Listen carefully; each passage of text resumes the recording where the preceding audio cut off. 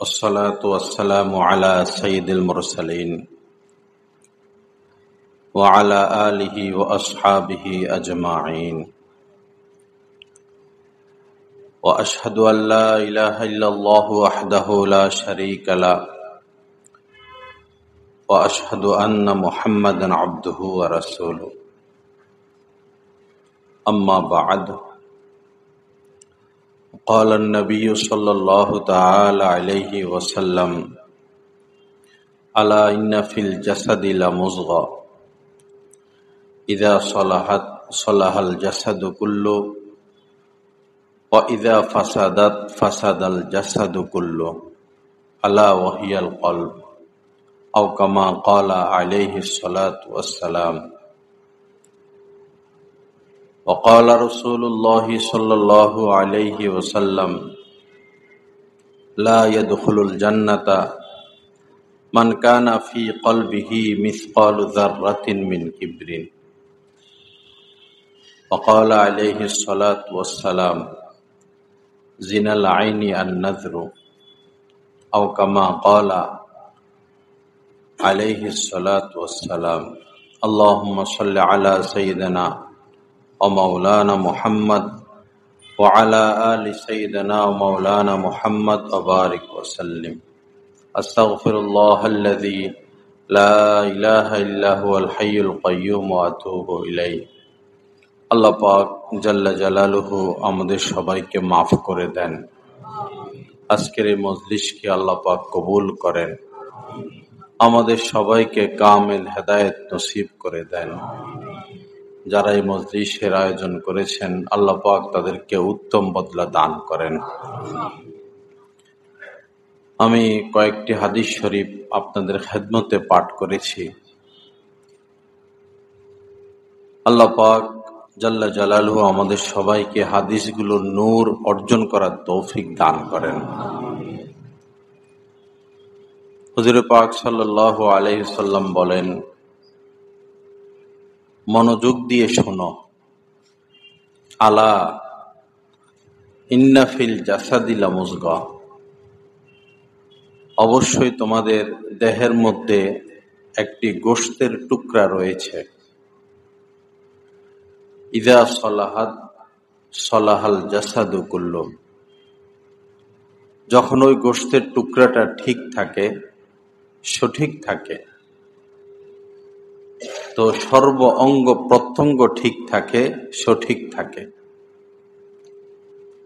ওয়াইদা ফাসাদাত, আর যখন সেই গোশতের টুকরাটা নষ্ট হয়ে যায়, কলুষ কালিমা যুক্ত হয়, ফাসাদাল জাসাদু কুল্লু, তো পুরা শরীরের সকল অঙ্গ প্রত্যঙ্গই শেষ হয়ে যায়।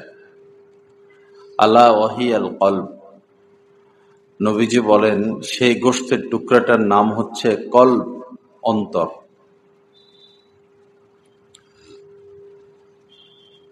একটি রাষ্ট্রের যেমন রাজধানী রয়েছে, শরীরেরও এরকম, দেহেরও এরকম রাজধানী রয়েছে। দেহের রাজধানী হচ্ছে এই অন্তর।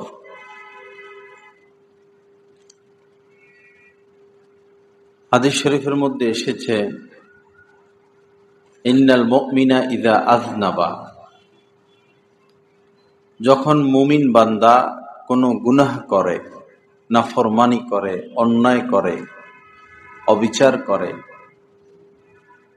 কানাত নুকতাতুন সাউদা, এই অন্তরের মধ্যে কালো দাগ পড়ে।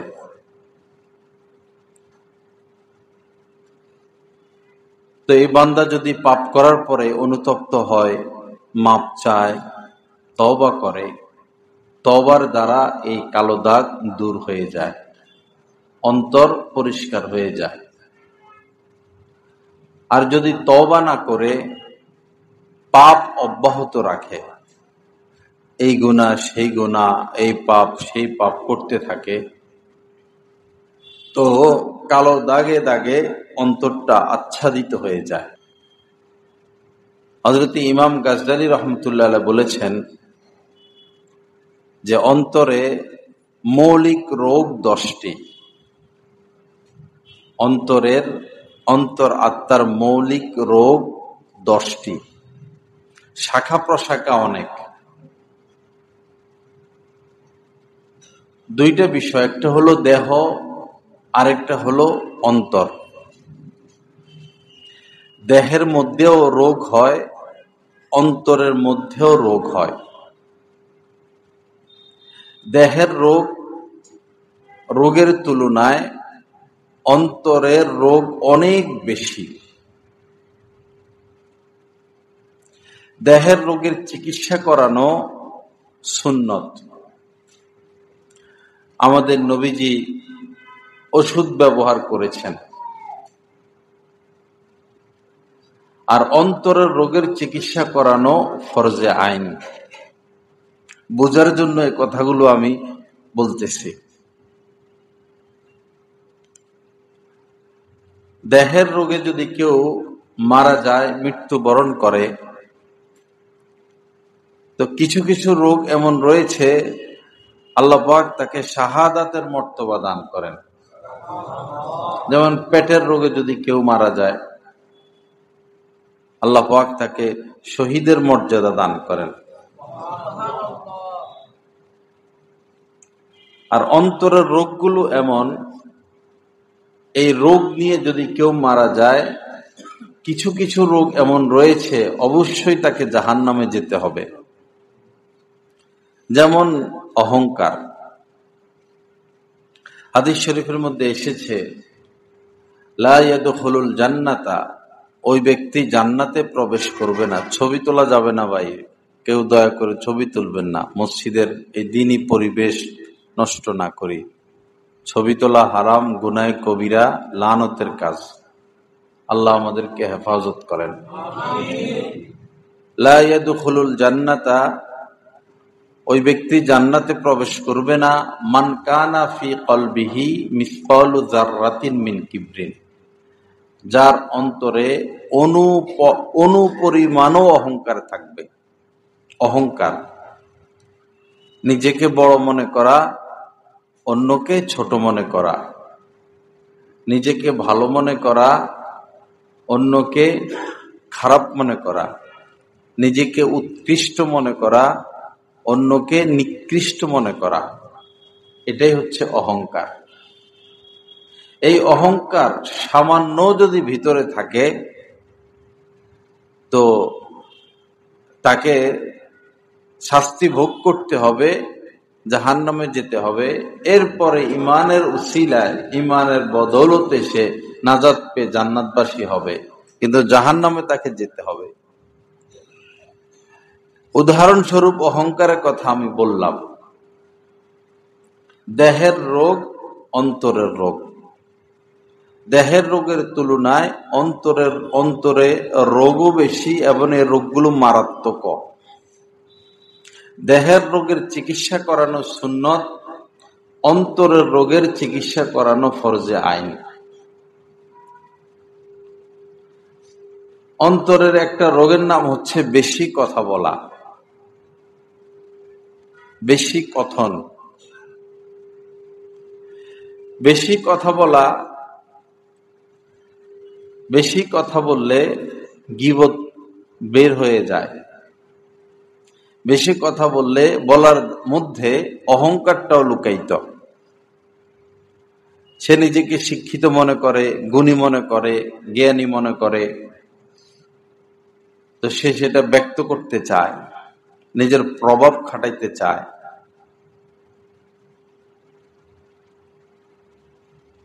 তো বেশি কথা বলা এটাও অন্তরের একটা রোগ। হাদিস শরীফের মধ্যে এসেছে, লা তুকসিরুল কালামা বিগাইরি যিকরিল্লাহ, আল্লাহ পাকের জিকির ব্যতীত বেশি কথা বলবে না। অন্তর যে শক্ত হয়ে যায়।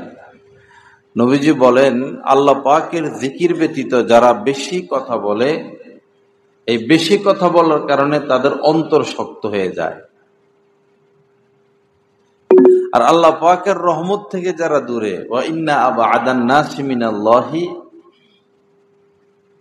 আল কলবুল কাসি, আল্লাহর রহমত থেকে ওই সমস্ত ব্যক্তিরা দূরে থাকে যাদের অন্তর শক্ত, পরনিন্দা হয়, নিজের অহংকার প্রকাশ পায়, অন্তর শক্ত হয়ে যায়, আল্লাহর রহমত থেকে দূরে সরে যায়, মাথা ব্যথা হয়ে যায়।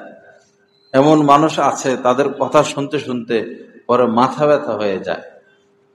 এটা তো একটা মেশিন, আল্লাহ প্রদত্ত ব্রেন। একটা পাখা ঘুরতে ঘুরতে লিমিটহীন ঘুরলে সেটা গরম হয়, বেশি কথা বললে এরকম ক্ষতি হয়।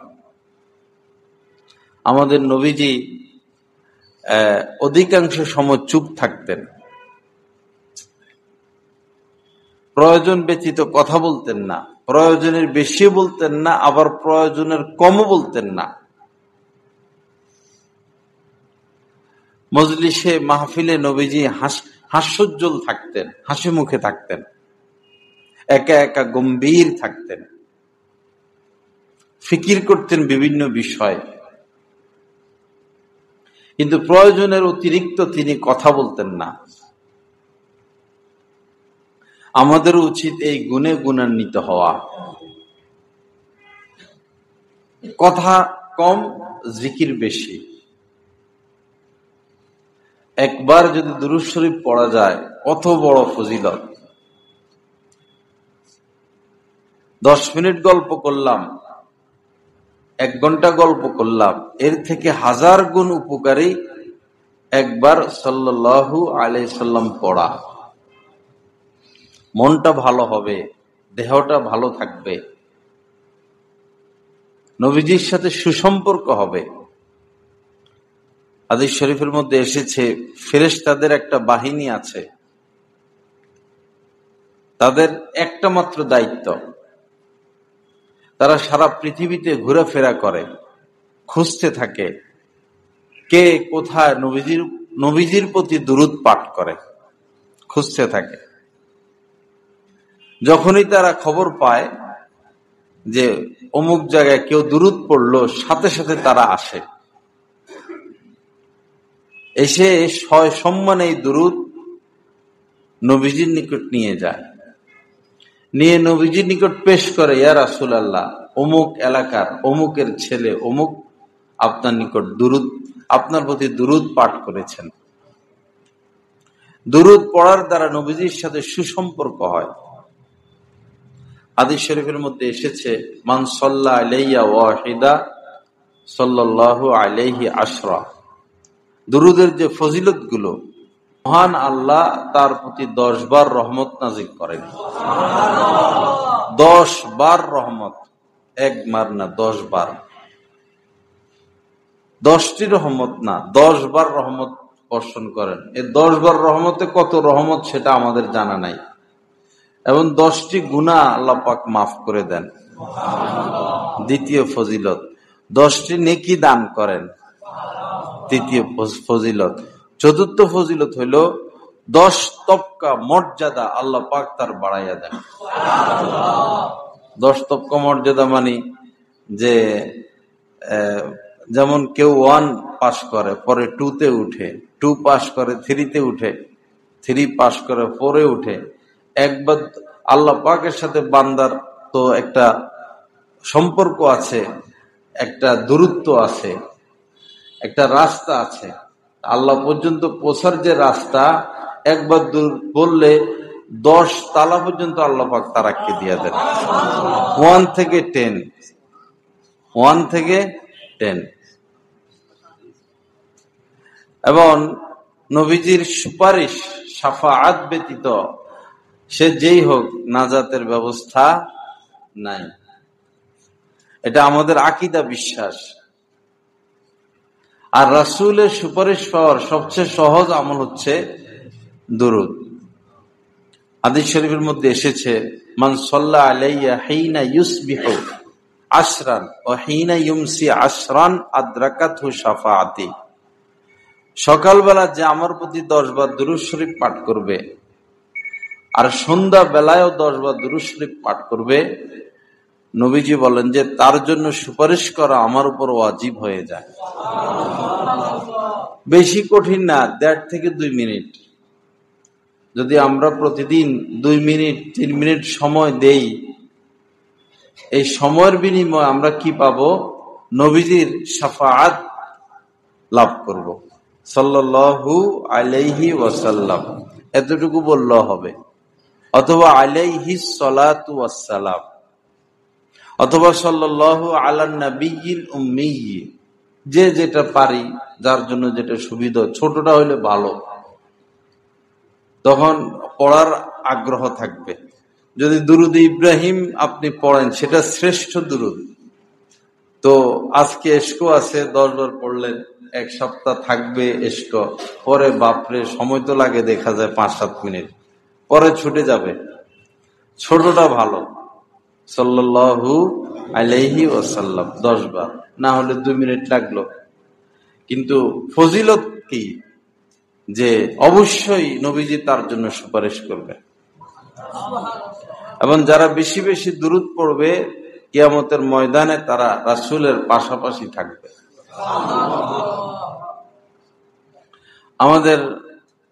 আমার শায়েখ শাহ আব্দুল মতিন বিন হুসাইন সাহেব দামাত বারাকাতুহুম হযরত আমাদেরকে বলেছেন যে দুরূদ পড়ার সময় খেয়াল রাখবা যে তুমি দুরূদ পড়তেছ, এজন্য তোমার উপরে আল্লাহ পাক খুশি হচ্ছেন, আর তোমার দুরূদের খবর ফেরেশতার মাধ্যমে নবীজি পেয়ে তিনিও তোমার উপর খুশি হচ্ছেন।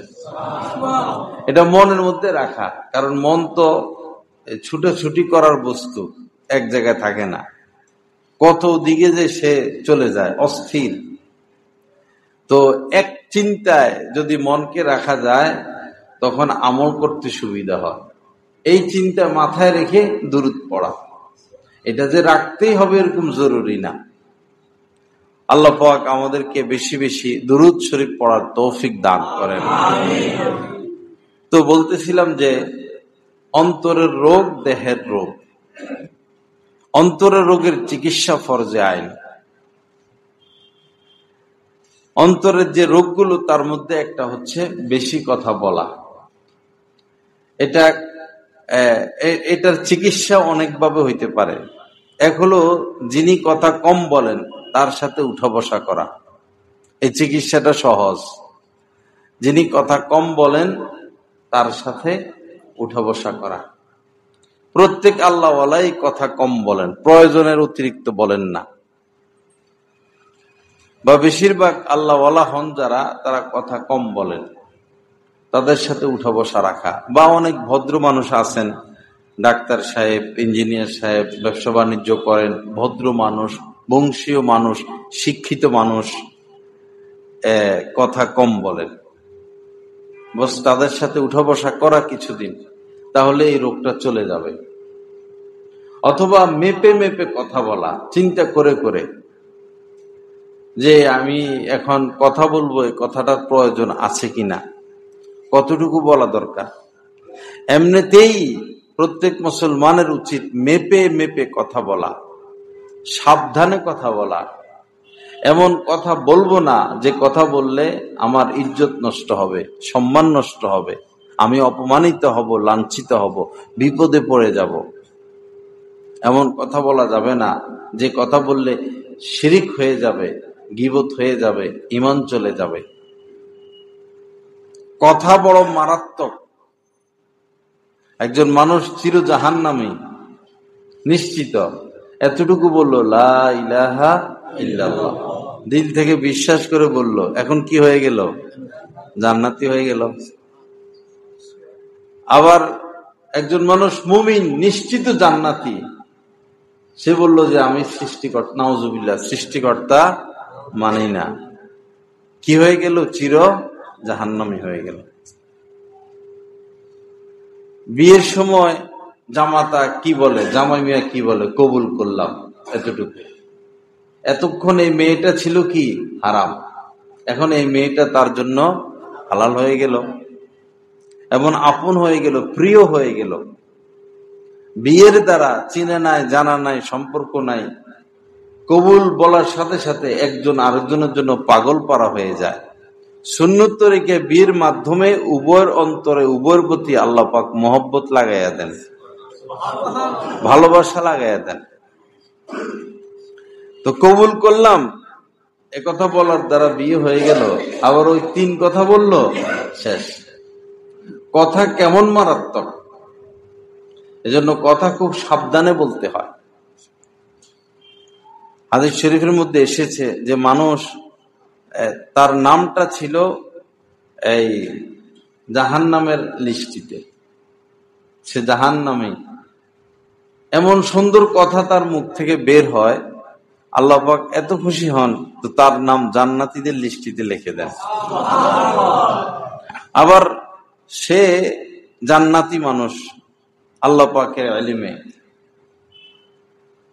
এমন একটা রং কথা সে বলে বসলো তো তার নাম জাহান্নামীদের লিস্টিতে চলে যায়। এজন্য কথা খুব কম বলা, বুঝে শুনে বলা। আবার কম বলা বলতে একদম বোবা হয়ে যাওয়া, সেটা তো ঠিক না। প্রয়োজনীয় কথা তো বলতে হবে। নিজের মায়ের সাথে কথা বলা, বাবার সাথে কথা বলা, নিজের স্ত্রীকে সময় দেওয়া, নিজের সন্তানদেরকে সময় দেওয়া, প্রয়োজনের অতিরিক্ত যেন না হয়।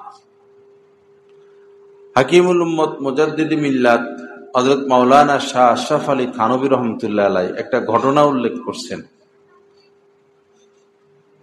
এক বুজুর্গ ব্যক্তি তার প্রয়োজনে এক লোকের বাড়িতে গেল, দরজায় নক করলো, ভাই ঘরে আছেন কিনা। ভিতর থেকে উত্তর আসলো তিনি ঘরে নাই। উনি আসছেন তার সাথে দেখা করতে, ঘর থেকে বলল যে তিনি ঘরে নাই, কাজ তো শেষ, এখন তিনি চলে আসবেন। তো তিনি আরেকটা কথা বললেন যে কোথায় গেছেন। ঘর থেকে বলল আমরা জানি না।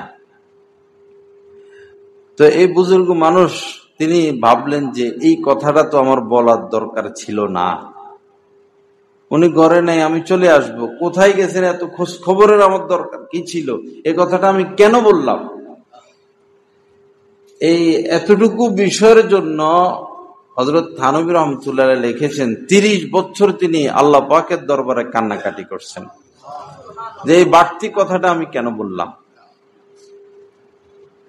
তো এবার আমরা একটু হিসাব করি, দৈনন্দিন আমরা কত বাড়তি কথা বলি, কত অতিরিক্ত কথা বলি। হ্যাঁ, ভালো কথা বলবো, ভালো কথা বললে মনটা ভালো থাকে, স্বাস্থ্যটা ভালো থাকে, ব্রেনটা ভালো থাকে, হার্টটা ভালো থাকে, হাসি মুখে থাকবো। এগুলো চিকিৎসা। আল্লাহ রাসূলের প্রত্যেকটা সুন্নত এক একটা 100টা অ্যান্টিবায়োটিকের চেয়েও আরো বেশি পাওয়ারফুল। প্রত্যেকটা সুন্নত। বিজ্ঞান যত আপডেট হবে এটাই প্রমাণ হবে যে ইসলাম সত্য ধর্ম। এমন এক একটা সুন্নত, এক একটা বিজ্ঞান, এক একটা চিকিৎসা, এক একটা ওষুধ। সুন্নতের উপরে কোনো চিকিৎসা নাই, সুন্নতের উপরে কোনো চিকিৎসা নাই, কোনো জীবন পদ্ধতি নাই। লা ইলাহা ইল্লাল্লাহ। আল্লাহ পাক আমাদের সবাইকে মাফ করে দেন, সহি বুঝ দান করেন। তো এই বিষয়টা আমি এখানে শেষ করব। কথার বিষয়টা, কথা কম বলবো, জিকির করব বেশি। কথা বলবো কম, জিকির করব বেশি। মাঝে মধ্যে বস লা হাওলা ওয়ালা কুওয়াতা ইল্লা বিল্লাহ, কত বড় কাজ হয়ে গেল। কখনো সুবহানাল্লাহি ওয়া বিহামদিহি সুবহানাল্লাহিল আযীম, কত বড় কাজ হয়ে গেল। কখনো আলহামদুলিল্লাহ, কখনো লা ইলাহা ইল্লাল্লাহ, কখনো আস্তাগফিরুল্লাহ। মাঝে মাঝে টানা এরকম না, কারণ আমরা মানুষ তো, টানা না, মাঝে মধ্যে ফাঁকে ফুকে 5 মিনিট, 10 মিনিট, আধা ঘন্টা, 1 ঘন্টা পর পর লা ইলাহা ইল্লাল্লাহ, কখনো সাল্লাল্লাহু আলাইহি ওয়াসাল্লাম, কখনো সুবহানাল্লাহি ওয়া বিহামদিহি, কখনো আস্তাগফিরুল্লাহ, কখনো আল্লাহুম্মা গফিরলি। অভ্যস্ত হওয়া, এগুলো বলে বলে অভ্যস্ত হওয়া। আল্লাহ আমাদের সবাইকে তৌফিক দান করেন। তো আত্মার অনেক রোগ, আত্মার অনেক রোগ। একটা তো বলা হলো এই কথা বেশি বলা। গুরুত্বপূর্ণ যে বিষয়গুলো এই বিষয়গুলোর মধ্যে হচ্ছে কুচিন্তা, খারাপ চিন্তা।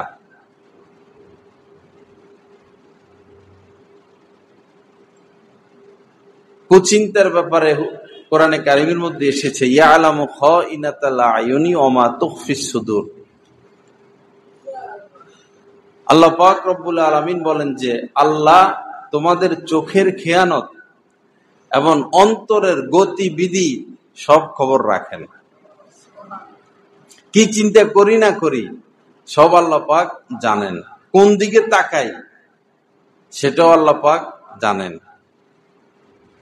এবং কোরআনে কারীমের অন্য আয়াতে এসেছে ইন্নাস সামাআ ওয়াল বাসারা ওয়াল ফুআদ, ইন্নাস সামাআ নিশ্চয় এই শ্রবণ শক্তি কান, ওয়াল বাসারা চক্ষু, ওয়াল ফুআদ এ অন্তর, কুল্লু উলাইকা কানা আনহু মাসউলা, এই তিন অঙ্গের দ্বারা আমরা কে কি করি আল্লাহ পাক কিয়ামতের ময়দানে হিসাব নেবেন।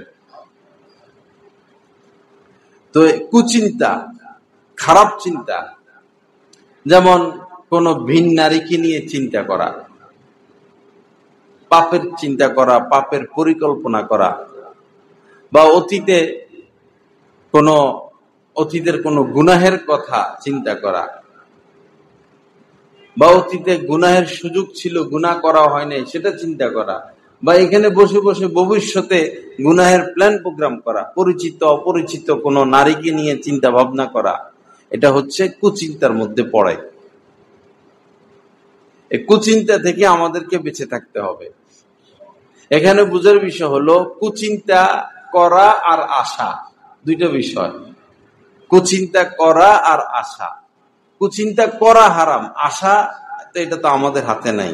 অন্তরে বহু কিছু আসতে থাকবে, আসতেই থাকবে, এটার জন্য আল্লাহ ধরবেন না।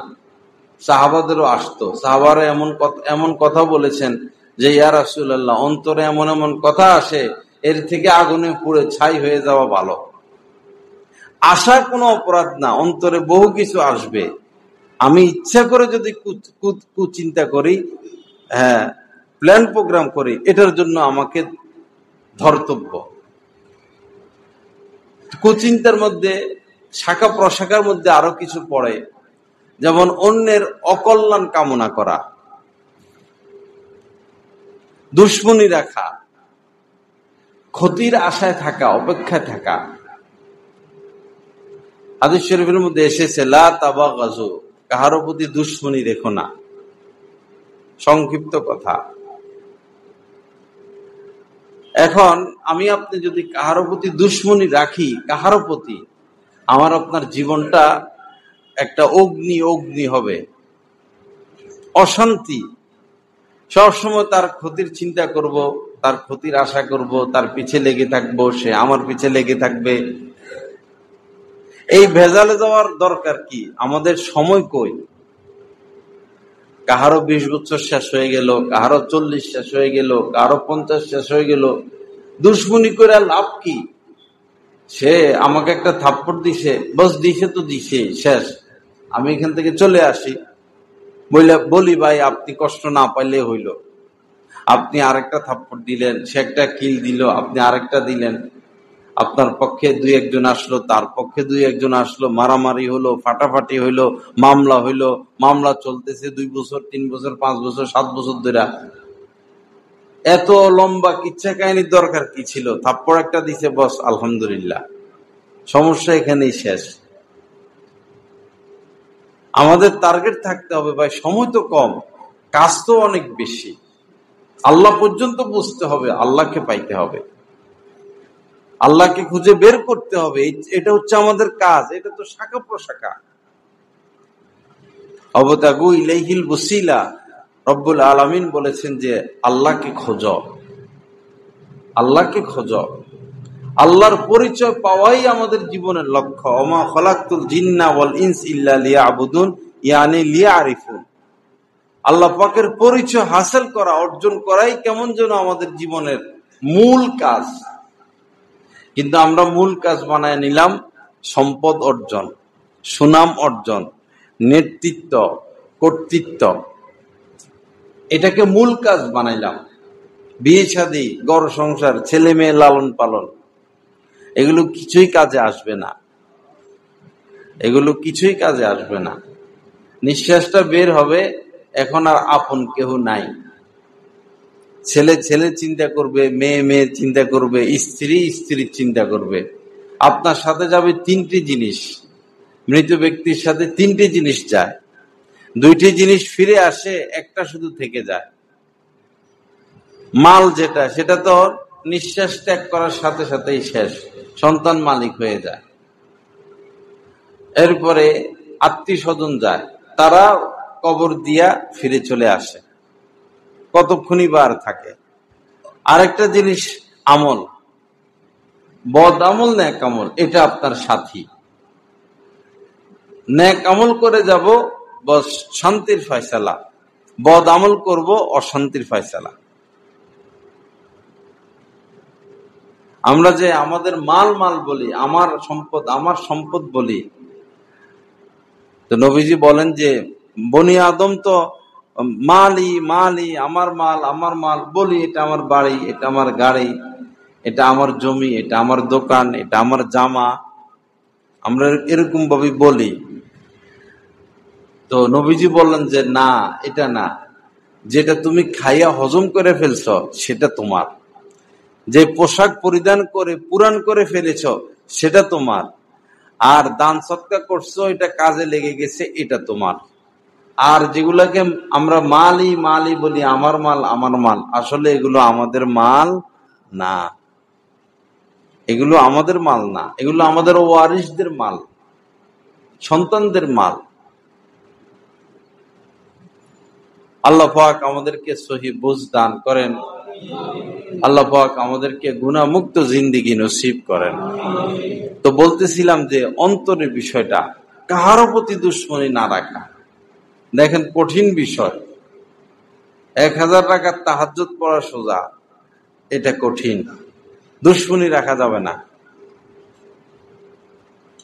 বিশেষ করে আমাদের দেশে বড় দুই দল, এই দলের লোক এই দল, এই দলের লোক এই দল, না, কেউ কাহারও প্রতি দুশ্মনী রাখা যাবে না। আসল দল হলো আমরা সবাই মুসলমান, মূলত পরিচয় আমরা সবাই মুসলমান। আমরা একজন আরেকজনকে মাফ করে দিব, প্রতিশোধ নিব না। আমাদের নবীজির যে অনেক বড় এক গুণ সিবত ছিল, নবীজি ব্যক্তিগত ব্যাপারে জীবনে কোনোদিন প্রতিশোধ নেন নাই। সুবহানাল্লাহ। কখনো ব্যক্তিগত ব্যাপারে তিনি প্রতিশোধ নেন নাই, ক্ষমা করে দিচ্ছেন। নবীজি তার স্ত্রীদের গায়ে কখনো হাত তোলেন নাই, খাদেমের গায়ে কখনো হাত তোলেন নাই। কি জীবন তিনি আমাদেরকে উপহার দিয়ে গেলেন। জীবনে কখনো গীবত করেন নাই, জীবনে মিথ্যা কথা বলেন নাই, জীবনে কাউকে কষ্ট দেন নাই, জীবনে কখনো ওয়াদা দিয়ে ওয়াদা ভঙ্গ করেন নাই, হিংসা করেন নাই, বিদ্বেষ রাখেন নাই, দুশ্মনী রাখেন নাই। সবচেয়ে ক্ষতিকর যে লোকটা আব্দুল্লাহ ইবনে উবাই ইবনে সালুল, ইহুদিদের মুনাফিক সর্দার, সেই তো সবচেয়ে বেশি ক্ষতি করলো। সে মারা যাওয়ার পরে এখন নবী না, উম্মতের প্রতি কি দরদ, তার ছেলে আবার সাহাবী। তো নবীজি নিজের জামা দিয়ে দিচ্ছেন যে এই জামা দিয়ে তারা কি করো, দাফন করো, এক উসিলানি সে মাপ পায়। নবীজি তার জানাজা পড়ার জন্য রওনা হয়ে গেছেন। দয়াল নবী, এজন্য কি বলা হয়, দয়াল নবী। কত চেষ্টা করেছেন আবু জাহেল যেন ঈমান আনে, কত চেষ্টা করেছেন খাজা আবু তালেব যেন ঈমান আনে। একবারের জায়গায় 10 বার গিয়েছেন, 10 বারের জায়গায় 100 বার গিয়েছেন। নিজের কলেজের টুকরা সন্তান, বড় মেয়ে হযরত জয়নব, যেই কারণে বিদায় নিয়েছেন দুনিয়া থেকে। ইবনে আসওয়াদ এক যুবক, হযরত জয়নব মদিনায় চলে আসতেছেন, মক্কায় কেউ নাই, মা তো আগেই মারা গেছেন, বাবা মদিনায়, উনি এখন মক্কা থেকে কি করবেন, মদিনায় চলে আসতেছেন। এই যুবক গিয়ে উটের পায়ে তলোয়ার দিয়ে আঘাত করে, উট পড়ে যায়। হযরত জয়নব উটের উপর থেকে নিচে পড়ে যান। ওই সময় উনি গর্ভবতী ছিলেন। তো গর্ভপাত হয়, রক্তাক্ত হয়, তিনি অসুস্থ হন, এই রোগে মারা যান। তো মহিলা মানুষ, তার সাথে তো কোনো দুশ্মনী ছিল না। মক্কা বিজয়ের পর সকলকে মাফ করা সম্ভব, তাকে তো মাফ করা সম্ভব না। নবীজি তাকেও মাফ করে দিয়েছেন। ওয়াহশী নবীজির চাচাকে হত্যা তো করছেন, অবিচারও করেছেন, নাক কেটে ফেলছেন, ঠোঁট কেটে ফেলছেন, কান কেটে ফেলছেন। এই ওয়াহশীকেও নবীজি মাফ করে দিয়েছেন। কি আশ্চর্য কথা! আবু জাহেল এত কিছু করলো, তার ছেলেকেও মাফ করে দিয়েছেন, একরামা। গভীর রাত, সাধারণত কোন রাজা বাদশাহের জামানায় রাষ্ট্র দখল করলে নিয়ম ছিল যে রাত্রে গিয়ে নারী নির্যাতন করত। তো মক্কার নারীরা অপেক্ষা বলতে যে রাত হলে তো মোহাম্মদ যেহেতু মক্কা বিজয় করছে, তো এরকম নারী নির্যাতন তো হবেই, তাদের এরকম ধারণা ছিল। কিন্তু কেউ তো নির্যাতন করতে যাচ্ছে না। রাত গভীর হচ্ছে, কোনো মারামারি নাই, কোনো কাটাকাটি নাই, কোনো হাঙ্গামা নাই, কোনো খুন নাই, কোনো অত্যাচার নাই। রাজাবাস সারা দেশ দখল করলে তো যুবক মেরে ফেলায়, এই করে সেই করে, আগুন লাগাই দেয়, কত কিছু করে, কিছুই হচ্ছে না, সব নীরব। তো পরে মহিলারা তাদের বাচ্চাদেরকে বললো, একটু দেখে আসো তো নবী মুহাম্মদ কি করেন, তার সাহাবারা কি করেন। আহা, তারা চুপি চুপি এসে দেখলো কাবার চত্বরে কেউ নামাজ পড়তেছে, কেউ কাঁদতেছে, কেউ তেলাওয়াত করতেছে, কেউ দোয়া মোনাজাত করতেছে। আমরা সেই দয়াল নবীর উম্মত, কিন্তু আমরা ক্ষমা করতে পারি না কাউকে। এক হাত জাগার জন্য 20 বছর মামলা, 1% মামলা জাগার জন্য 100% শেষ করে। বাংলাদেশে বিচার পাওয়া যায়?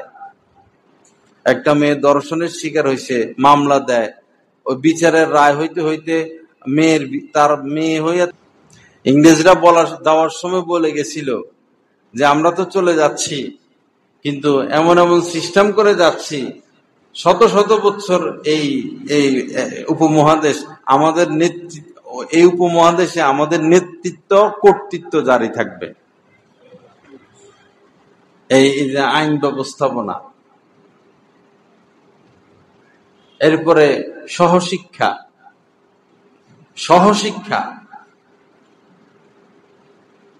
অনেক ওলামা ইকরাম এটা বলেন যে ফেরাউন শত শত মুসলিম বাচ্চাকে জবাই করে মুসলমানদের এত ক্ষতি করে নাই, সহশিক্ষা মুসলমানদেরকে যত ক্ষতির সম্মুখীনে ফেলে দিল। আমাদের অনুভূতি থেকে এটা চলে গেছে। সহশিক্ষার ক্ষতিটা কি? ছেলেরা নির্লজ্জ হয়ে গেল, মেয়েরা নির্লজ্জ হয়ে গেল, তাদের সম্পর্ক স্বাভাবিক হয়ে গেল, পরস্পর তাদের অবস্থান হয়ে যাবে সেই বিধর্মীদের ন্যায়। কোনো মাইন্ড থাকবে না, কোনো বিষয় ফ্রি মাইন্ড হয়ে যাবে। আল্লাহ আমাদেরকে মাফ করেন, আল্লাহ পাক সহি বুঝ দান করেন। তো বলতেছিলাম যে এদিক দিয়ে এসে বসে, বলতেছিলাম যে এই কি যেন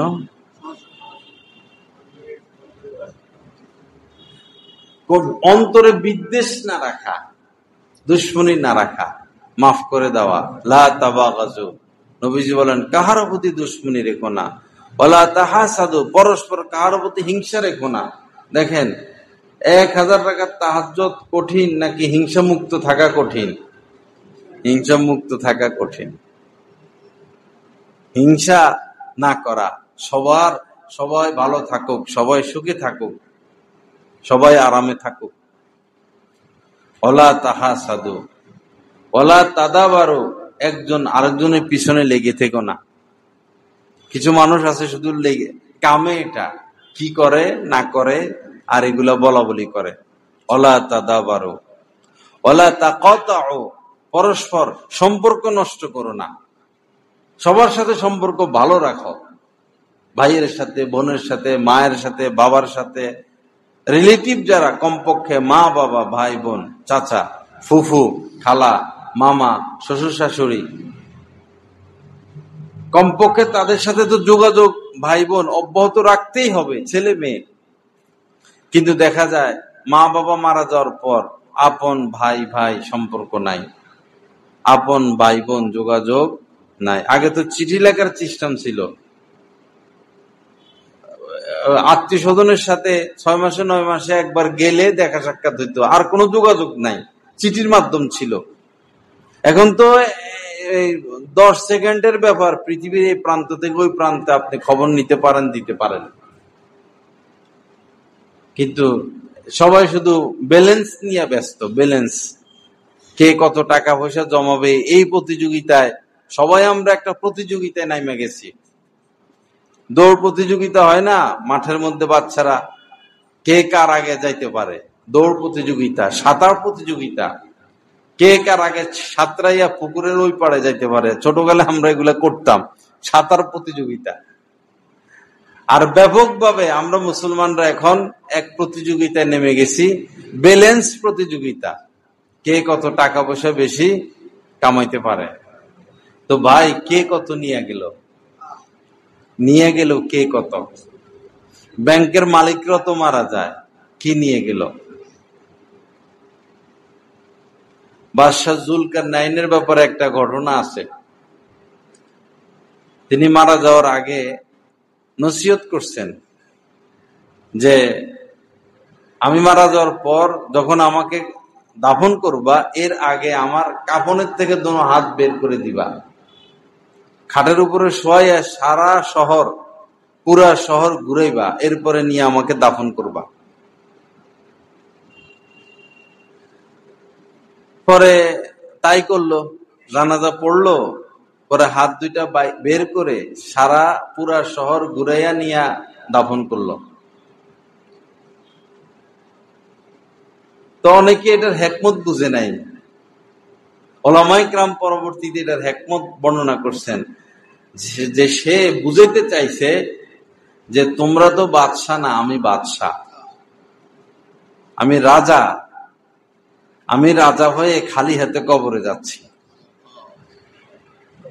আমি রাজা হয়েও খালি হাতে কবরে যাচ্ছি। ইয়াউমা লা ইয়ানফাউ মালু ওয়ালা বানুন ইল্লা মান আতাল্লাহা বিকলবিন সালিম। রব্বুল আলামিন বলেন, কিয়ামতের ময়দানে মাল, এই টাকা পয়সা কাজে আসবে না, সন্তান সন্ততি যদি বদকার হয় কাজে আসবে না, কেবলমাত্র পরিষ্কার পরিচ্ছন্ন স্বচ্ছ একটা অন্তর, যে অন্তর নিয়ে কথা বলতেছিলাম, রিয়া মুক্ত, শিরিক মুক্ত, বিদআত মুক্ত, এই অন্তর, এই স্বচ্ছ অন্তরটা শুধু কাজে আসবে। তো লা তাকাতাউ, কারোর সাথে সম্পর্ক কেটে দিও না। মাঝে মধ্যে হলেও ভাইয়ের সাথে যোগাযোগ, বোনের সাথে যোগাযোগ, একটা ফোন দিলে তো হইলো, ফুফুর সাথে যোগাযোগ, খালা, মামা, দাদা দাদি, নানা নানি, শ্বশুর শাশুড়ি, এদের সাথে কমপক্ষে যোগাযোগ রাখা, বিপদে পাশে দাঁড়ানো, ঈদে চাঁদে দেখা সাক্ষাৎ করা। ঈদের সময় আমাদের আর কাজ কি? আত্মীয় স্বজনের বাড়িতে যাওয়া, দেখা সাক্ষাৎ করা। কিন্তু আমরা আত্মীয়দের সাথে সম্পর্ক রাখি, এটার মধ্যেও ইখলাসের কমতি আছে। সেটা হলো ধনীরা ধনীর সাথে কি রাখে? যোগাযোগ রাখে। গরিবরা আসলে বেশি পছন্দ লাগে না, ধনীরা ধনীদের সাথে যোগাযোগ। মা বাবাও এক পর্যায়ে দেখা যায় ছেলে যেটা খরচ টরচ ভালো দিতে পারে তারে আদর সোহাগ ভালোবাসা, আর যেটা গরিব হয়ে গেছে তার বেশি একটা দেখতে পারে না, তার ছেলে মেয়েরও দেখতে পারে না। এক বেচারা কাঁদতেছে, কয় হুজুর, আমার তো আমার আব্বা দেখতে পারে না, আমার ছেলে মেয়ের দিকে ফিরেও তাকায় না। তো কারণ হইলো এটা, এই বেচারা গরিব মানুষ। এরকম স্বার্থপর হতে নাই। দাদা দাদি, নানা নানি, সকল মানুষের বাঁচার একটা অবলম্বন থাকে, তাদের বাঁচার অবলম্বন হলো নাতি নাতনিদেরকে আদর সোহাগ করা, ভালোবাসা, এর মাধ্যমে তারা বেঁচে থাকে। তো যাই হোক, আমরা সম্পর্ক ভালো রাখবো। সিলমান কথা আঁকা, নবীজি বলেছেন যে তোমার সাথে আত্মীয়তার সম্পর্ক কেটে দিল, সিল, তুমি তার সাথে আত্মীয়তার সম্পর্ক রাখো। ওয়াফু আম্মান জলামাকা, আর যে তোমার উপর জুলুম করলো তুমি তাকে মাফ করে দাও। দেখেন রাসূলের এক কথা, এই কথাটাকে যদি আপনি এক পাল্লায় রাখেন আর পৃথিবীর সমস্ত জ্ঞান বিজ্ঞানকে আরেক পাল্লায় রাখেন, রাসূলের ছোট্ট কথাটা সিলমান কথা আঁকা ওয়াফু আম্মান জলামাকা, এই কথাটারে এক পাল্লায় রাখেন আর সমস্ত জ্ঞান বিজ্ঞানকে আরেক পাল্লায় রাখেন, আপনারাই বলেন কোন পাল্লা ভারী হবে? সিলমান কথা আঁকা, যে সম্পর্ক কেটে দিল, সম্পর্ক রাখে না, তুমি তার সাথে সম্পর্ক গড়ো। আর যে তোমার উপর জুলুম করলো তুমি তাকে মাফ করে দাও। কি ভারী কথা, কি গুরুত্বপূর্ণ কথা। আল্লাহ পাক আমাদের সবাইকে তৌফিক দান করেন। তো যাদের সাথে সম্পর্ক নাই, যেমন খালার সাথে যোগাযোগ নাই, সম্পর্ক নাই, মামির, এরপরে মনে করেন ফুফুর সাথে নাই, মামার সাথে নাই, ইনশাল্লাহ আজকের পরে আমরা যোগাযোগ রাখবো। কমপক্ষে সপ্তাহ 15 দিন, এক মাসে একটা ফোন কমপক্ষে। গরিব হলে কিছু, গরিব হোক ধনী হোক, কিছু হাদিয়া পাঠানো, মাঝে মধ্যে ঈদ আসলো জামা কাপড় পাঠানো, আপনি হজ করে আসছেন কিছু খেজুর, জমজমের পানি, কিছু হাদিয়া পাঠানো, যে কোনো ভাবে হোক যোগাযোগ রাখা, সম্পর্ক রাখা।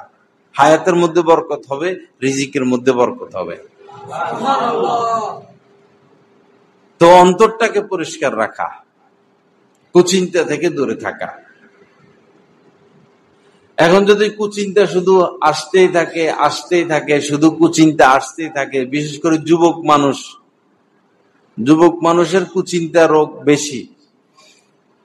তো এটার বাঁচার রাস্তা আমার প্রিয় মুর্শিদ শাহ আব্দুল মতিন বিন হুসাইন সাহেব দামাত বারাকাতুম, আমি চিঠি লিখছিলাম হযরতের কাছে, কুচিন্তার চিকিৎসা।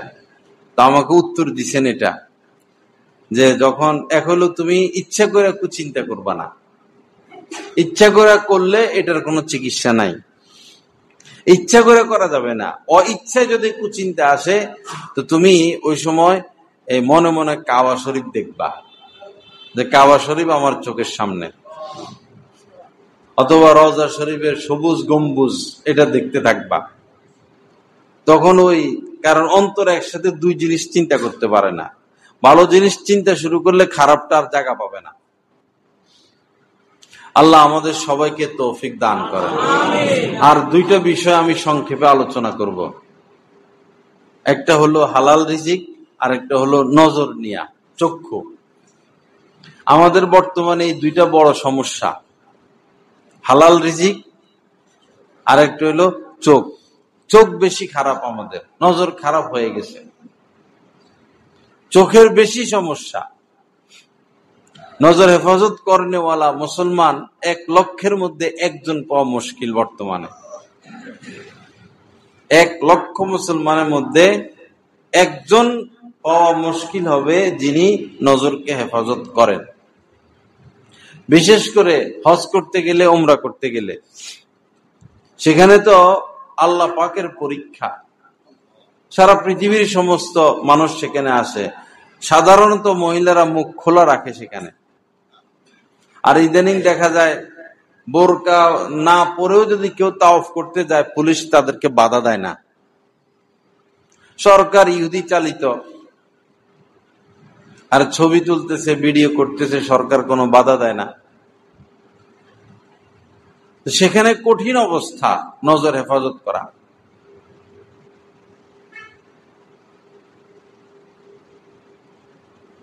বর্তমানে সবচেয়ে কঠিন যে আমলটা মুসলমানদের জন্য, সেটা হচ্ছে নজর। কিন্তু ফজিলতও বেশি। হাকিমুল উম্মত মুজাদ্দিদি মিল্লাত হযরত মাওলানা আশরাফ আলী থানভী, তাকাইলাম না তো 10,000 রাকাত তাহাজ্জুদ পড়ার চেয়েও বেশি ফজিলত আল্লাহ পাক তাকে দান করবেন। যে কাজে কষ্ট বেশি, সেই কাজের বিনিময়টাও বেশি। আমাদের দাদা শাহেখ শাহ হাকিম মোহাম্মদ আক্তার সাহেব রহমতুল্লাহ আলাই, সম্ভবত কি সিলেটে এসেছেন, তিনি এসেছেন। হযরত শাহজালাল রহমতুল্লাহ আলাই কবর জিয়ারত করেছেন। তো হযরত আল্লাহ করাচি রহমতুল্লাহ আলাই বলেন, উনি বলেন যে আমার 70-80 বছরের অভিজ্ঞতা, আমার 70-80 বছরের অভিজ্ঞতা, এই জামানায় যদি কেউ নজরকে হেফাজত করে, সে যে সাধারণ ওলি আল্লাহ হবে এরকম না, আল্লাহ পাক তাকে সিদ্দিকিনের মাকাম দান করবে। সিদ্দিকিনের মাকাম পায় না পায়, কমপক্ষে যারা নজর হেফাজত করবে তারা আল্লাহর ওলি হবেই হবে। আল্লাহর ওলি হয়েই তারা দুনিয়া থেকে বিদায় নিবে ইনশাআল্লাহ। আমরা সবাই হিম্মত করি। নজর বড় কঠিন বিষয়। এক বর্ণনা এসেছে, যারা কুদৃষ্টি করবে, ভিন নারী দেখবে অথবা সুশ্রী ছেলে যাদের দিকে তাকাইলে আকর্ষণ হয়, এই সুশ্রী ছেলেদের দিকে তাকাবে, তো কিয়ামতের ময়দানে তাদের চোখের মধ্যে সীসা গলায়া ঢালা হবে। সীসা গলায় মোমবাতি জ্বালায়া যদি চোখের মধ্যে ফোঁটা ফোঁটা দেয়, এটা কি সহ্য করা সম্ভব? তো সীসা গলায়া ঢাললে সেটা কেমনে আমরা সহ্য করব? যাদের নজর খারাপ তারা সেজদা করে মজা পায় না, ইবাদতের স্বাদ পায় না, তেলাওয়াতের স্বাদ পায় না, নেক জিন্দেগির স্বাদ তারা পায় না, এক অশান্তির আগুনে জ্বলে। যেমন যার জ্বর হয়, তারা যদি দেশের সেরা মিষ্টিও খাইতে দেয়, সে কি বলবে? তিতা। কুদৃষ্টি এমন এক আত্মার রোগ, এই রোগে যিনি রোগী তার পুরো জীবনটাই কালা, তিতা, তার জীবনটাই কি? তিতা। ওমান আ'রাদা আন যিকরি ফাইন্না লাহু মাঈশাতান দঙ্কা। রব্বুল আলামিন বলেন যে আমার থেকে মুখ ফিরিয়ে রাখবে, আমার হুকুম মানবে না, তার জীবনটা স্বাভাবিক না অস্বাভাবিক, তিতা তিতা তিতা তিতা, তিক্তকর। তো নজর এমন যে এই নজরের রোগে যে আক্রান্ত তার সব তিতা। স্ত্রী সারাদিন ঝগড়া, ভালোবাসা লাগবে না, কারণ সে তো মোবাইলে এই তরুণীদের এগুলো দেখতেছে। আগে এই যে বিলবোর্ডে মেয়েদের বড় বড় ছবি, আগে এগুলো ছিল না। আপনি মসজিদ থেকে বের হবেন বা গাড়ির সিটে আপনি বসা বা বাসার থেকে বের হবেন, ঠিক যেখানে নজর যাবে এই জালেমেরা সেখানে নারীর ছবি ঝুলাই রাখে। বড় কঠিন। সিনেমার পোস্টার জায়গায় জায়গায় লাগায় রাখে। মুমিনের ইমান কাড়ার যত ব্যবস্থা করা দরকার তারা করতেছে, কিন্তু আমরা ইমান হেফাজতের যত ব্যবস্থা করা দরকার কিছুই করতেছি না। তারা তো সফল, অগ্রসর হচ্ছে। তো হিম্মত করে নজর হেফাজত করতে হবে। দেখবেন আপনি শারীরিক ভাবেও শান্তি পাচ্ছেন, আত্মিক ভাবেও শান্তি পাচ্ছেন। এক একটা গুনাহ এরকম, আল্লাহর কসম, ওই গুনায় লিপ্ত হইলে শারীরিক ভাবেও কষ্ট, আত্মিক ভাবেও কষ্ট। আর গুনাহ থেকে বেঁচে থাকলে শারীরিক ভাবেও আপনি সুস্থ, আত্মিক ভাবেও আপনি সুস্থ। যে গীবত করে, সারাদিন গীবত করে, তো গীবতের গুনাহ তো আছে, শাস্তি তো সে পাবে তওবা না করলে। কিন্তু গীবত করলে এই একটা অশান্তির মধ্যে সে থাকে। কুকুর দেখবেন হাঁপাইতে থাকে জিহ্বা বাইর কইরা, যে গীবত করে অন্যের পিছে লাগা থাকে, শারীরিক ভাবে সে অস্থির।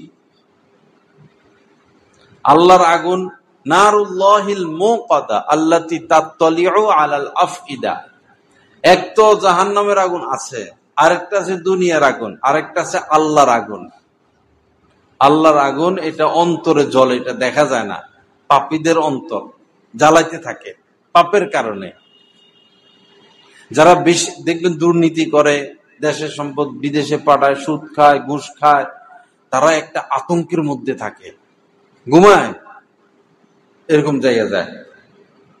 যারা দুর্নীতি করে ঘুমাইতে পারে না, অস্থির, ফোন দে, এই করে, চা খায়, কফি খায়, দাঁড়ায়, এদিকে যায়, ওরে খবর দে, এই করে সেই করে, মানে ওই যে পাপ করে অস্থির। বড় কোন নেতার সাথে যাইয়া একদিন থাইকা দেখেন, দেখেন এরা কি আগুনে আছে, না ঘুমাইতে পারে না বসতে পারে। খানার স্বাদ তো এদের নাই, খায়ও না, খানার স্বাদও নাই। দুনিয়ার ব্যারাম রোগ টোগ হইয়া খানার কোনো মজা টজা নাই, খাওয়ার সময় তাদের নাই, বসার সময়ও নাই, স্ত্রীকেও সময় দিতে পারে না, সন্তানকেও সময় দিতে পারে না, বন্ধু বান্ধবকেও সময় দিতে পারে না। কোনো মিটিং এ আসলে আমার সময় নাই, কোনো জায়গায় বসলে আমার সময় নাই, মানে কুত্তার জিন্দিগি আর কি। কুকুর কি এক জায়গায় থাকতে পারে?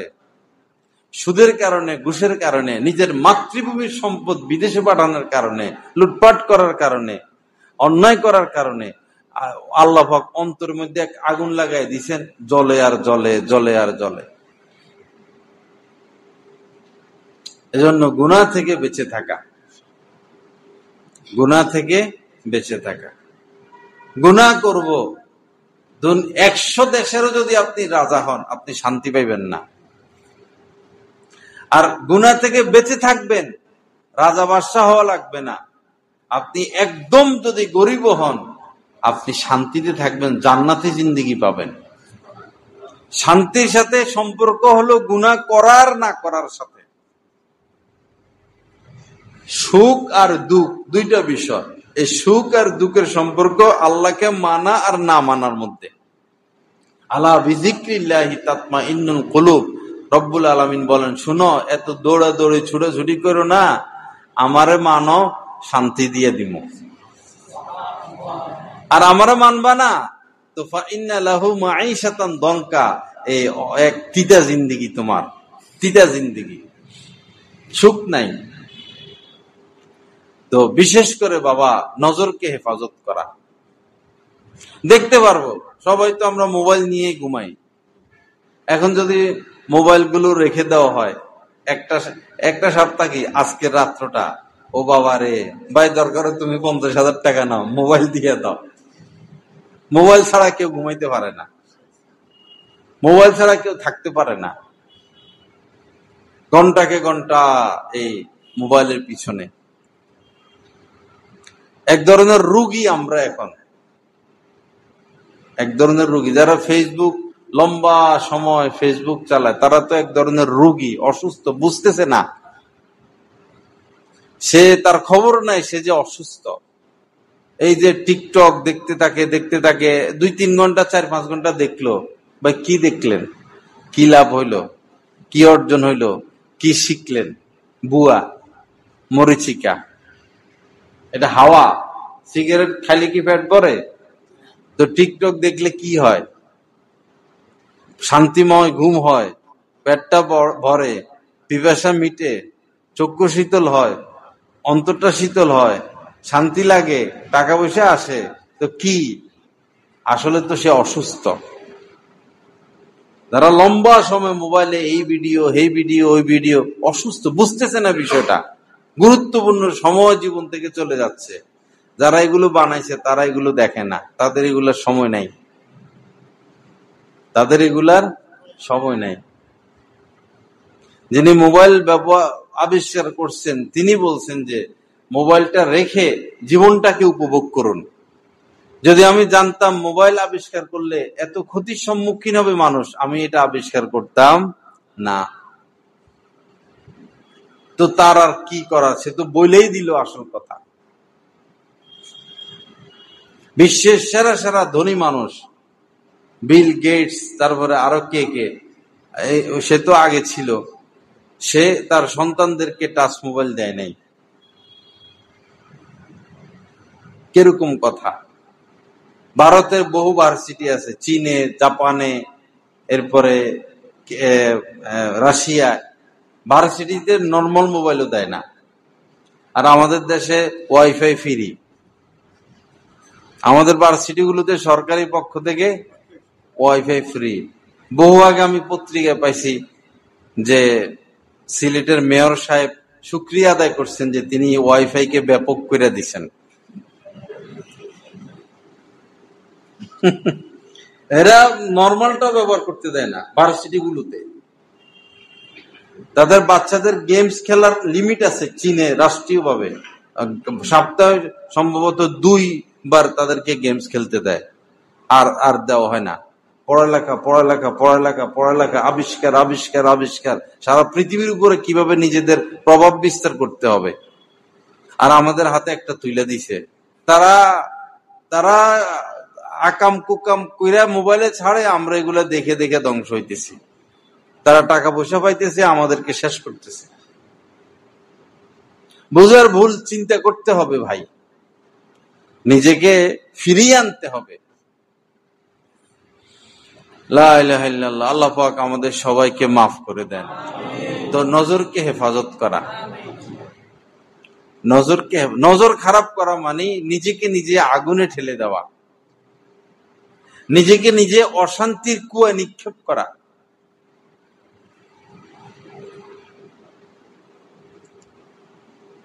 হযরত ঈসা আলাইহিস সালাতু ওয়াস সালামের জামানায় বৃষ্টি হয় না, গাছপালা মরে যাচ্ছে, মাটি শুকিয়ে গেল, জন্তু জানোয়ার পানির অভাবে মরে যাচ্ছে, বৃষ্টি হয় না। পরে সবাই নিয়ে এক জায়গায় জমা হয়েছে যে চলো আমরা দোয়া করি। এটা হয়তো হযরত ঈসা আলাইহিস সালামের জামানা অথবা মুসা আলাইহিস সালামের জামানা হইতে পারে। পরে অনেক দোয়া টোয়া করতেছেন, কোনো কাম হয় না, বৃষ্টি আসে না। পরে তিনি আল্লাহ পাকের দিকে রুজু হলেন। পরে তিনি বললেন, আচ্ছা যারা গুনাহ করো তারা এখান থেকে চলে যাও, গুনাহগারদেরকে নিয়ে দোয়া করলে দোয়া হবে না, দোয়া কবুল হবে না।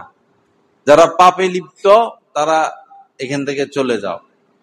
তো যাইতে যাইতে যাইতে যাইতে সব চলে গেছে, সবাই পাপে লিপ্ত, একজন লোক শুধু বসা। তো যাইয়া সে আবার অন্ধ। তুমি কি কোনো গুনাহ করো না? বলল, না আমি কোনো গুনাহ করি না, তবে একদিন আমি রাস্তা দিয়ে যাচ্ছিলাম, পর নারী আসতেছিল, কোন মহিলা, আমি তার দিকে আমার চোখ চলে যায়। এই গুনাহটা আমি করেছিলাম, পাশ্চিত্য স্বরূপ সাথে সাথে 2 আঙ্গুল চোখে ঢুকাইয়া চোখ বের করে নিয়ে আসছি। এরপর থেকে আমি অন্ধ, আর কোনো গুনাহ আমি করি নাই। পরে বললেন, তো তুমি দোয়া করো। তো তিনি হাত উঠাইলেন, সাথে সাথে বৃষ্টি। আমাদের বেশি সমস্যা হচ্ছে চোখ। আম রোগ যেমন ডায়াবেটিস, আম আত্মার রোগ হচ্ছে কি? চক্ষু। এই নজরকে হেফাজত করতে হবে, খুব সাবধানে হাঁটতে হবে, এদিকে সেদিকে ডাইনে বামে না। যেখানে কাদা বা পিছলা রাস্তা সেখানে যেভাবে সতর্কতার সাথে হাঁটতে হয়, সমাজে আমাদেরকে এরকম সতর্ক থাকতে হবে। বা ডাইনে তাকাইলে তো কোনো নারীর দিকে চোখ পড়ে যেতে পারে, উপরে তাকাইলে কোনো বোর্ডের দিকে চোখ চলে যেতে পারে, বামে তাকাইলে কোনো ভিন নারীর দিকে চোখ চলে যেতে পারে। তখনই তো মন খারাপ হয়ে যাবে, নিজেকে নিজে কেন কষ্ট দিব আমি? নজর খারাপ করা মানে নিজেকে নিজে কষ্ট দেওয়া। আপনি নিজেকে নিজে অশান্তির মধ্যে নিক্ষেপ করলেন। আল্লাহ পাক সহি বুঝ দান করেন, আল্লাহ পাক আমাদেরকে হিম্মত দান করেন। ইনশাআল্লাহ চেষ্টা করলে সফল। এই ভারত যিনি বিজয় করেছিলেন, মোহাম্মদ বিন কাসেম, ওই সময় তো বাংলাদেশ, ভারত, পাকিস্তান এক ছিল। তো মোহাম্মদ বিন কাসেম মাত্র 17 বছর বয়সে তিনি এই উপমহাদেশে এসেছেন সিন্ধু দিয়া। তো এই খবর তারা জানে। ওই সময় তো ছিল বেশি, বৌদ্ধ হিন্দু এরা বেশি ছিল, হিন্দু বৌদ্ধ খ্রিস্টান ছিল। তো তারা কি করছিল, তাদের মেয়েদেরকে উলঙ্গ অর্ধ উলঙ্গ করে ছাড়া দিছে। তারা এটা জানতো যে মুসলমানদের উপরে আল্লাহর যে গায়েবী মদদ, এরা যদি কুদৃষ্টি করে তো এই মদদ আর আসবে না, সাহায্য আসবে না। তারা জানে ইহুদি খ্রিস্টানরা যে ছবি তোলা লানতের কাজ, এই জন্য এমন সিস্টেম করে দিছে, এখন মুসলমানরা সারাদিন ছবি তোলা নিয়ে ব্যস্ত। যারা হজে গেছেন, উমরায় গেছেন, ছবি তোলা ছাড়া আর কি করে মানুষ সেখানে যাইয়া? খামো খাই রিয়াজুল জান্নায় যখন ঢুকে, এই অথচ এই সিনারি গুলো লক্ষ লক্ষ আছে নেটে। আপনার দ্বিতীয়বার আর মোবাইলে ভিডিও ধারণ করার কোনো প্রয়োজন নাই। লক্ষ লক্ষ ভিডিও আছে কাবা শরীফের, কুঠির উপরে ভিডিও আছে রওজা শরীফের, কাবা শরীফের। এরপরেও বাস সব মনে হয় 95% যারা গেছেন দেখছেন। মুসলমানদের কোন কায়দায় ফেললে তারা ইমান হারা হবে, ফজিলত পাবে না, এটা তারা জানে, সে কায়দায় ফালাইয়া দিছে। মসজিদের মধ্যে ভিডিও ক্যামেরা, ওয়াজ মাহফিল তো গেছেই শেষ হইয়া। আল্লাহ ওয়ালারা ওয়াজ মাহফিলে আসেন না এখন আর, এই ছবির ভয়ে। কারণ এটা লানতের কাস্তর। লানাল মুসাফিরিন, যারা ছবি তুলবে তাদের প্রতি নবীজি ডাইরেক্ট লানত করেছেন। তো মোহাম্মদ বিন কাসেম ঢুকবে, সিন্ধু বিজয় করবে, 17 বছরের ছেলে কমান্ডার। তো এরা তো জানে কোন কায়দায় করলে মুসলমানদের উপর সাহায্য আসবে না, মেয়েদেরকে ছেড়ে দিছে উলঙ্গ অর্ধুলঙ্গ। মোহাম্মদ বিন কাসেম পরিস্থিতি অবলোকন করে বুঝছেন বিষয়টা, যে তারা আমাদের সাথে যুদ্ধ করবে না, কিন্তু আমাদেরকে পাপে লিপ্ত করে, আমাদেরকে দুর্বল করে পরে আমাদের উপর হামলা করবে। পরে তিনি সৈনিকদেরকে ডাকছেন, খুতবা পড়ছেন, এই আয়াতে কারিমা তেলাওয়াত করছেন যে কুল্লিল মুমিনিনা ইয়াগুদ্দু মিন আবসারিহিম ওয়া ইয়াহফাযু ফুরুজাহুম। হে নবী, আপনি মুমিনদেরকে বলুন তারা যেন তাদের নজরকে হেফাজত করে এবং লজ্জাস্থানকে হেফাজত করে। এই আয়াত বলে তিনি খুব কঠিন বয়ান দিলেন যে কোনোভাবে যেন নজর খারাপ না হয়। একটা মেয়ের দিকে যদি তোমাদের চোখ যায়, আল্লাহর মদদ, আল্লাহর যে সাহায্য ওয়াদা মুজাহিদদের উপরে, এই সাহায্য আমরা পাবো না, যুদ্ধে আমরা হেরে যাব।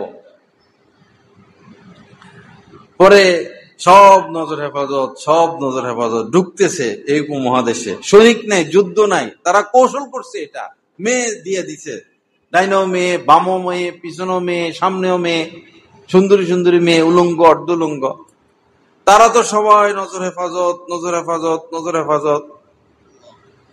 পরে বড় বড় যারা নেতা, কি ব্যাপার, খবর কি, বললো এরা তো মানুষ না, এরা তো ফেরেশতাদের দল আসছে, এদের সাথে কেউ আমাদের দিকে ফিরেও তাকাইলো না। পরে তারা বলছে যে তাহলে এদের সাথে আমরা যুদ্ধ করেও পারবো না। পরে যাদের তৌফিক হয়েছে তারা ঈমান গ্রহণ করছে, সিন্ধু বিজয় হয়ে গেল, মুসলমানদের হাতে চলে আসলো। আরেকটা ঘটনা মনে পড়লো, বনি ইসরায়েলের সর্বপ্রথম ফিতনা কিভাবে আসে। বনি ইসরায়েল, হযরতে ইব্রাহিম আলাইহিস সালামের 2 ছেলে ইসমাইল এবং হযরতে ইসহাক। হযরত ইসহাক আলাইহিস সালামের ছেলে হচ্ছে হযরতে ইয়াকুব। হযরতে ইয়াকুব আলাইহিস সালামের বংশে আল্লাহ এমন বরকত দিয়েছেন, সারা পৃথিবীতে শুধু বনি ইসরায়েল আর বনি ইসরায়েল, এবং এদের বংশে আল্লাহ পাক ওনাদের বংশে হাজার হাজার নবী রাসূল পাঠিয়েছেন। হযরতে মূসা, হযরতে ঈসা, হযরতে দাউদ, হযরতে সুলাইমান, হযরতে ইউসুফ। ওই ধারার মধ্যে যারা নষ্ট, এরা হচ্ছে ইহুদি আর কি, হেরাই এখনো পৃথিবী হেদের হাতেই, এখনো পৃথিবী তাদের হাতে। দেখেন ইরানের ভিতরে থাইকেই তারা ড্রোন তৈরি করছে। এরপরে সেনা প্রধান কোন জায়গায় থাকে, কোন বাসায় থাকে, কোন ইউনিটে থাকে, গোয়েন্দা প্রধান কোন ইউনিটে থাকে, নৌবাহিনীর প্রধান কোন ইউনিটে থাকে, কেমনে সব খবর নিয়ে ইরানের ভিতরে থাকে ড্রোন তৈরি করে, ঠিক সেনা প্রধান যেই ফ্ল্যাটে থাকে ড্রোন যায় সেই ফ্ল্যাটে ঢুকছে। আর আমরা মুসলমানরা শুধু ওই মোবাইলে আকাম কুকাম দেখা নিয়ে ব্যস্ত, ফেসবুক নিয়ে ব্যস্ত। আমাদের ছেলে মেয়েরা পড়ালেখা করে, মারামারি, কাটাকাটি, রাজনীতি, এই ফেসবুক, আড্ডা। ঢাকা ভার্সিটির আঙ্গিনা দিয়ে হাঁটলে মনে হয় না এটা মুসলমানদের দেশ। ছেলে মেয়ে ধাক্কা ধাক্কি, একটা গায়ের উপর শুয়ে রয়েছে, পড়ে রয়েছে।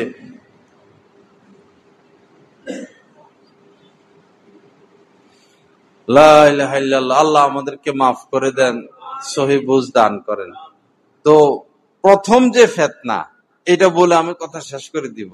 হাদিস শরীফের মধ্যে এসেছে, নবীজি বলেন যে ফাত্তাকুদ দুনিয়া ওয়াত্তাকুন নিসা, তোমরা দুনিয়া থেকে দূরে থাকো এবং নারীদেরকে ভয় করো। দুনিয়াকে ভয় করো, নারীদেরকে ভয় করো, নারী জাতিকে ভয় করো। ফাইন্না আউওয়ালা ফিতনাতি বানি ইসরাঈলা কানাত মিনান নিসা, কেননা বনি ইসরাইলের মধ্যে সর্বপ্রথম যে ফিতনা ঢুকে এটা নারীদের থেকে, নারীদের মাধ্যমে। ঘটনা কি? হযরত মূসা আলাইহিস সালাম আসলেন একটা এলাকার মধ্যে, মানে দিনের দাওয়াত দিবেন বা এলাকা বিজয় করবেন। তো ওই এলাকায় যারা ছিল এরা বুঝছেন যে উনি নবী, উনার সাথে যুদ্ধ করে আমরা পারবো না, কিন্তু তাদের চিন্তা ভাবনা আমরা আমাদের ধর্ম ত্যাগ করবো না।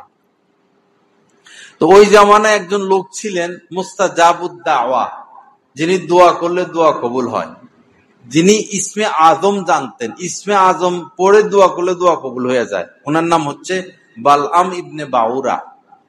তিনি ইসমে আজম জানতেন, দোয়া করলে দোয়া কবুল হয়ে যাইত। তো এরা ওনার কাছে গেছেন, যা বলল যে এরকম হযরত মূসা নবী তিনি আসছেন আমাদের এলাকায়, আমরা ঈমান গ্রহণ না করলে আমাদের উপর হামলা করবেন, তো আপনি দোয়া করেন তিনি যেন ধ্বংস হয়ে যায়।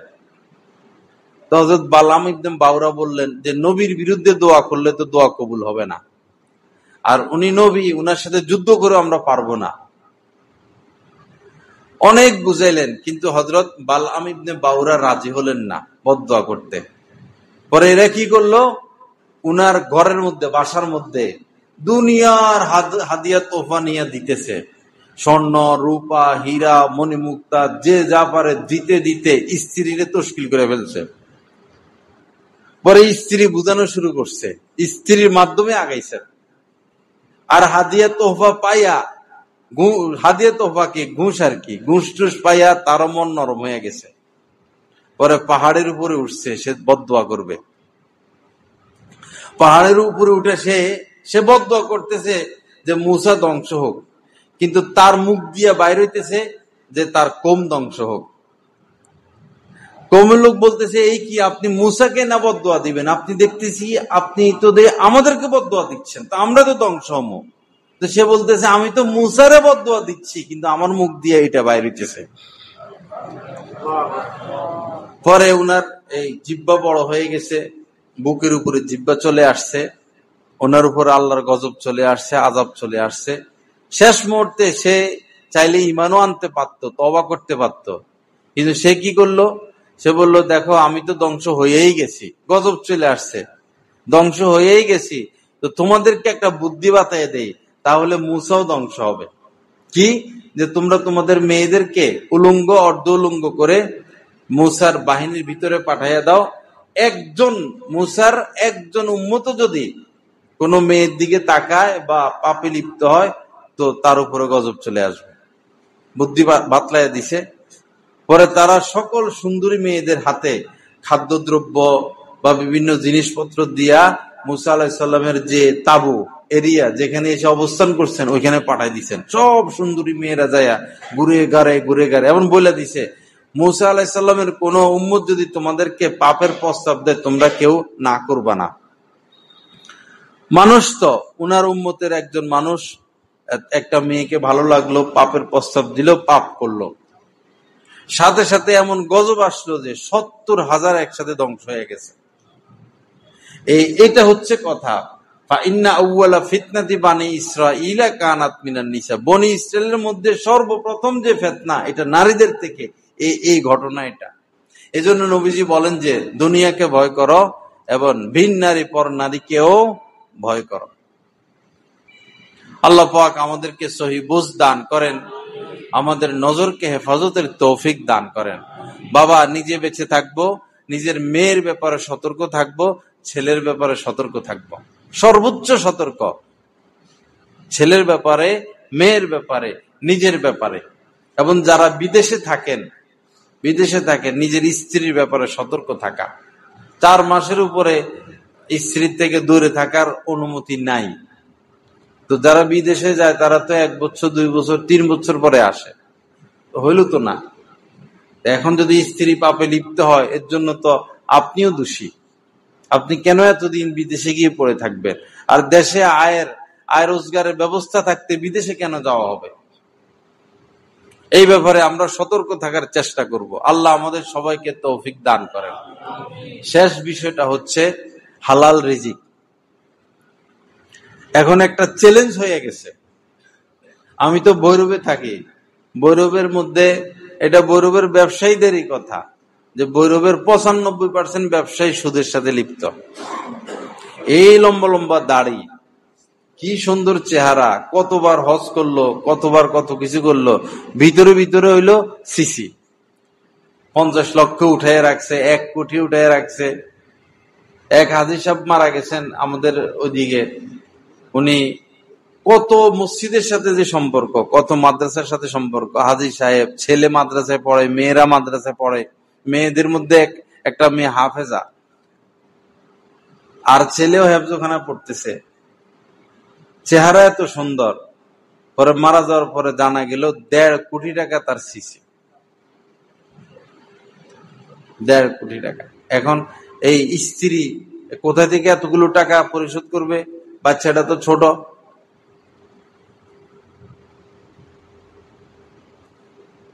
আমাদের অভিজ্ঞতা হলো যারা সিসি নেয়, সুদ নেয়, অভাবে না স্বভাবে।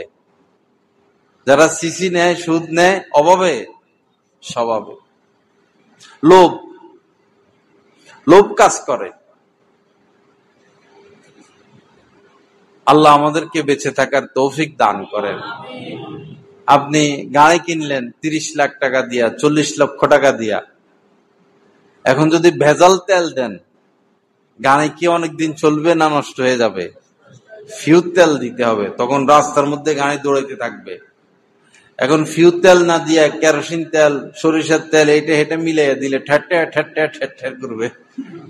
এই 3.5 হাত বডিতে হালাল দিতে হয়, স্ত্রীকে হালাল খাওয়াইতে হয়, সন্তানকে হালাল খাওয়াইতে হয়, তখন জীবনের মধ্যে শান্তি আসবে।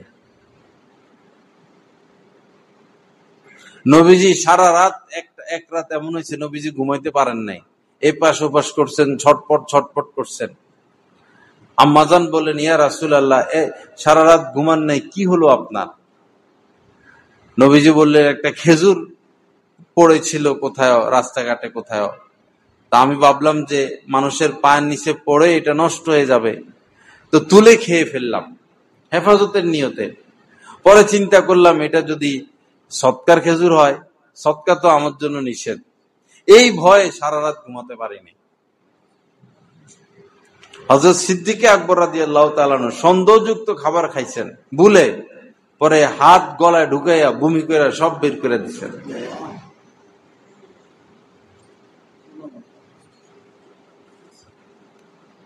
সেই বড় পীর আব্দুল কাদের জিলানী রহমতুল্লাহ আলাইহির আব্বা আবু সালেহ জঙ্গি মুসা, ওনার নাম আবু সালেহ জঙ্গি মুসা।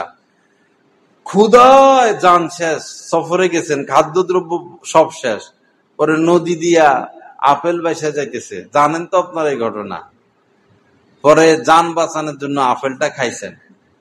পরে বুজুর্গ মানুষ তো আবার মনে পড়লো, আরে কার আপেল খাইলাম, অনেক লম্বা ঘটনা। পরে আপেলের মাপ নেওয়ার জন্য 12 বছর গোলামি করছেন। আপেলটার মাপ নেওয়ার জন্য 12 বছর ওই বাগানে কাজ করছেন।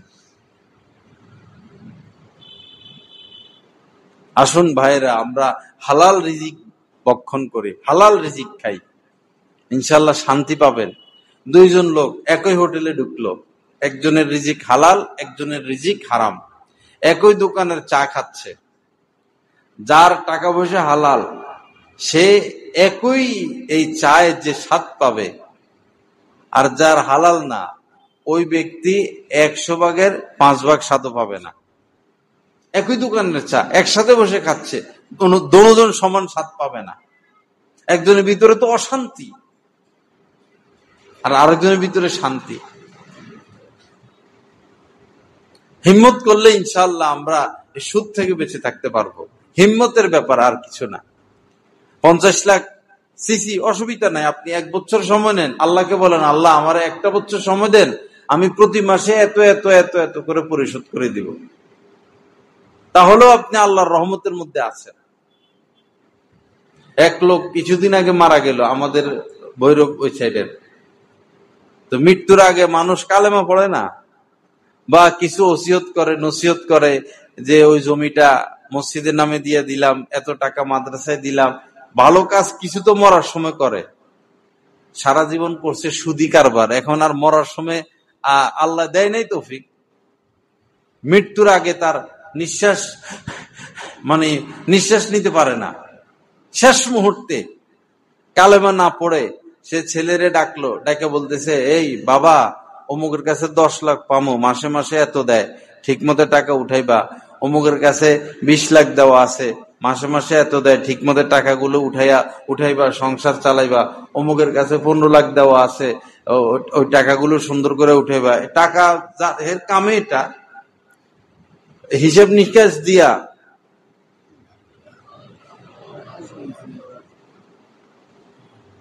কি কঠিন অবস্থা। আল্লাহ পাক আমাদেরকে সহি বুঝ দান করেন, আল্লাহ পাক আমাদেরকে মাফ করে দেন। যাই হোক ভাইরা, আমার আলোচনা শেষ। বিভিন্ন বিষয় কথা হলো। প্রথমেই বেশি কথা নিয়ে আলোচনা হয়েছে, পরে দিল হেফাজত নিয়ে কথা হয়েছে, এরপরে নজর হেফাজত, এরপরে হইল হালাল রিজিক।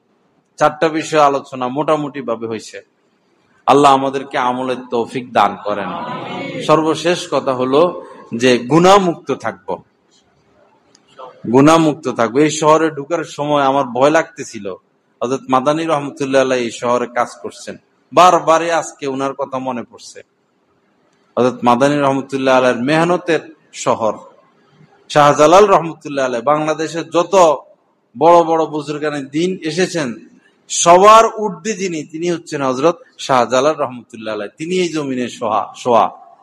এই সিলেটবাসীর ভাগ্য কপাল কত বড়। হযরত শাহজালাল রহমতুল্লাহ আলাইহি এই জমিনের সোয়া। হযরত মাদানী রহমতুল্লাহ আলাইহির কদম এখানে পড়ছেন। আরো কত শায়েখ আল্লাহ ওয়ালারা এই জমিনে জন্ম নিয়েছেন এবং শুয়ে আছেন। তো আপনারা তাদের উত্তরসূরি, খুব সতর্কতার সাথে জীবন কাটাইতে হবে। নিয়ামতের কদর না করলে, নিয়ামতের কদর করলে তো নিয়ামত বাড়াইয়া দিবেন, আর নিয়ামতের কদর না করলে তো কত কিছু হওয়া সম্ভব। লা ইন শাকারতুম লা আযীদান্নাকুম ওয়া লা ইন কাফারতুম ইন্না আযাবি লাশাদীদ। আল্লাহর আযাব অনেক ভয়ঙ্কর। আল্লাহ পাক আমাদেরকে দিন ধর্ম মেনে চলার তৌফিক দান করেন। সহজ হবে কোন আল্লাহ ওয়ালার সাথে যদি সম্পর্ক রাখা হয়। একদিনের বয়ানে আর কতটুকু হবে বা না হবে আল্লাহ পাকই ভালো জানেন। ভালো হয় কোন আল্লাহ ওয়ালার সাথে সম্পর্ক রাখা, উঠা বসা রাখা। যাকে আল্লাহ ওয়ালা মনে হয়, এরকম যার কথার আসর হয়, যার কথার দ্বারা এরকম কোন আল্লাহ ওয়ালার সাথে সম্পর্ক রাখা, মহব্বত রাখা, ইসলাহি তাআল্লুক রাখা, এর দ্বারা ইনশাআল্লাহ গুনাহ থেকে বেঁচে থাকা আমাদের সবার জন্য সহজ হবে। রব্বুল আলামিন যা কিছু আলোচনা হলো, এই সব কথাগুলোর উপর আমাদেরকে আমল করার তৌফিক দান করেন। ওয়া আখিরু দাওয়ানা আলহামদুলিল্লাহি রাব্বিল আলামিন ওয়া সাল্লাল্লাহু আলান নাবিয়্যিল কারীম। দোয়া। আল্লাহ